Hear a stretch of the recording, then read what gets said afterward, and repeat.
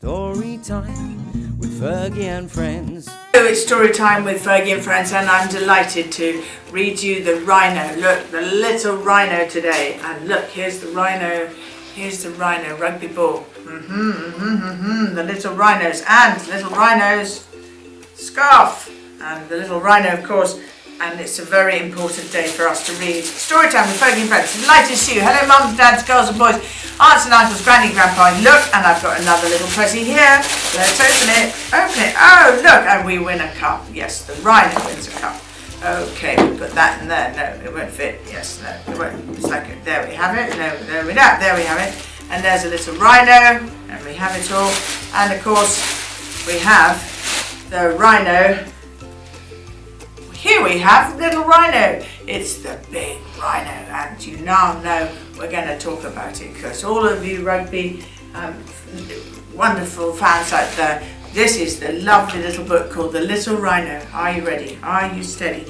It is illustrations by Bunny and Magpie, and I sort of mimic the cup and everything at the back. Yeah, so you can read the book, and it's a lovely little book, and I hope you really enjoy it. And of course, here we have it.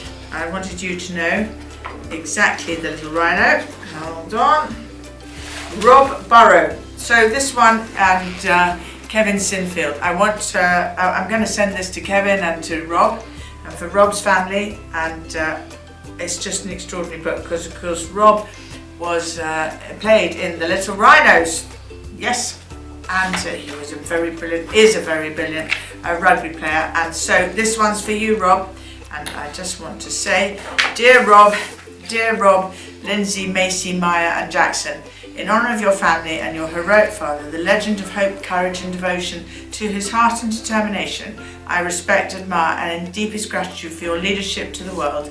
Thank you. And it's written by, I think it's written by me. Yes, it is written by me. All proceeds go to Sarah's Trust for the support of motor neurone disease and the ALS Association.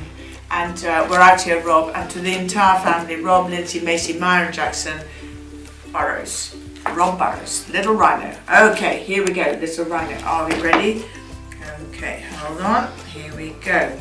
Rob peered over the fence at his next door neighbour. Johnny had a new rugby ball that gleamed in the sunshine. All his life he dreamed of playing rugby. Rob lowered his eyes and his shoulders slumped as he realised he was only a little lad.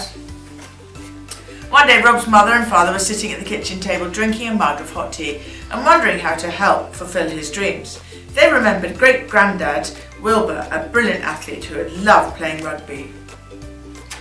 Rob was inspired by great-granddad Wilbur's story. I want to be like Wilbur, he had told his parents. They finished their tea, then climbed up into the attic. There they clambered through trunks, boxes and old bags. They knew that somewhere under all the dust there was an antique rugby ball which Wilbur had once used the ball to win major tournaments. At last, tired and dirty, they found the brown leather oval ball tied with string. It just needs a bit of spit and polish, said Dad, as he smiled reassuringly at the weathered old oval friend under his arm. When Rob came back into the house, Mum and Dad showed Rob the ball. Rob jumped for joy and even Bobby the cat meowed loudly with delight. Nothing could be more precious to him than this ball. It was Wilbur's ball and Rob felt sure he could get on the team. At school the next day, everyone teased Rob. They said, "You're too small and your rugby ball is too old. It's got a beard." Rob was upset. When he got home from school, he told his parents what had happened with big tears in his eyes. "You may be small," said Dad, "but you are surprisingly fast on your feet, like a rhinoceros on the charge." A little Rhino, laughed Mum. The next day, the little Rhino, brackets, our Rob, walked tall as a giant and drew strength from Wilbur, who was kicking around in his heart. Nothing would stop the little Rhino. He was going to get on the team. At the weekend, Frank, the coach, invited all who wished to join the team for a kick around and a day out. Frank lived up to his name. He was always honest and straightforward. Everyone agreed he was the best coach anyone could wish for. Saturday came and off they went to the park. Rob stood as tall as he could, but compared to all the other boys in the lineup, there was no way he stood a chance. Kevin, his oldest and best friend, towered over him, but was a gentle boy with kind eyes. Kevin and Rob went everywhere together and were always laughing. Weasel and Bert, their teammates, were constantly jibing, growling and mean jokes. Kevin and Rob started to throw Wilbur's ball. It soared through the air like a rocket flying to the moon. Frank noticed the two boys and thought, there is something about those two. Little Rhino, our Rob, proved he was fast on his feet. Frank eventually called the boys together to name the team out for the big tournament. All the boys whispered to Rob, "Go home, Shorty. You'll get squashed into the ground with the moles." Nothing could stop Rob. With Wilbur's rugby ball under his arm, he was standing tall as a giant. He would get on the team. He and Kevin were a team. Kevin would always throw the ball to his little Rhino friend. Nothing could part them. Almost the whole team had been named, but Rob's name was not among them. He refused to walk away. He stood tall and strong. He had the courage of a giant.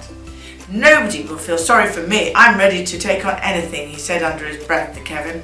Frank cleared his throat and said, "Please welcome the final member of the team, Rob." Weasel and Bert jeered, heckled and snorted at Rob and Frank, but Rob stood firm, delighted to have been selected. Frank shouted, "Silence! Show some respect and team spirit. Take that energy and save it for the tournament." The big day came and little Rhino ran onto the field with jungle juice in his boots and a huge smile that no one could wipe away.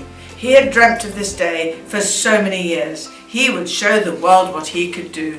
Sure enough, at the end of the match, when the crowd stood in appreciation of the speed and skill of Rob, the whole team, led by Kevin, said, "No longer is Rob our little Rhino. He's the finest and fastest of them all. He has the strength and courage of the whole team. Here is our Rhino." And of course, it's all in honour of the wonderful Rob Burrow and his family. And Tears Never Far Away as Rugby League shows support to Rob Burrow, the Guardian, in 2020. And here is Rob Burrow. And this is for you, wonderful little Rhino. Story time with Fergie and friends.